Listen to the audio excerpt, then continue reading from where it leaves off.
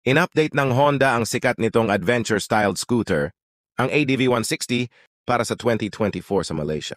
Ang pag-update ay dumating sa anyo ng dalawang bagong mga pagpipilian sa kulay, kabilang ang kulay abo at puti, habang ang mga teknikal na pagtutukoy ay nananatiling hindi nagbabago.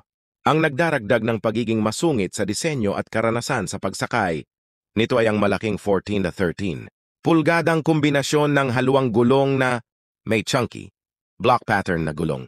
Maging ang makina ay isang disenteng makapangyarihang 156.9cc liquid-cooled na unit na gumagawa ng 15.8 HP at 14.7 mm at ipinaris sa isang CVT gearbox. Patuloy itong kahanga-hanga sa feature front na may traction control, dual-channel ABS, height-adjustable windscreen, smart key na may anti-theft alarm, USB charging port, at napakalaking 32 litro na under-seat storage provision.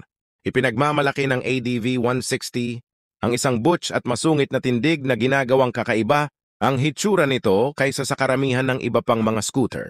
Binubuo ang front section ng muscular apron na may nakakatakot na hitsura, twin LED headlamp setup kasama ang isang mataas na windscreen.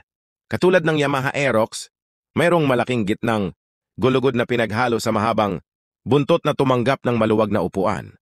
Bukod dito, ang mga bagong pagpipilian sa kulay ay pinalamutian ng mga edgier na decal sa mga side panel. Sa ngayon, ang pagdating ng India ng Honda ADV 160 ay hindi malamang. Gayunpaman, umaasa kaming ilulunsad ng Honda ang scooter sa India sa hinaharap dahil magdaragdag ito ng iba't ibang at kasabikan sa portfolio ng brand at magbibigay ng mahigpit na kompetisyon sa Yamaha Aerox 155.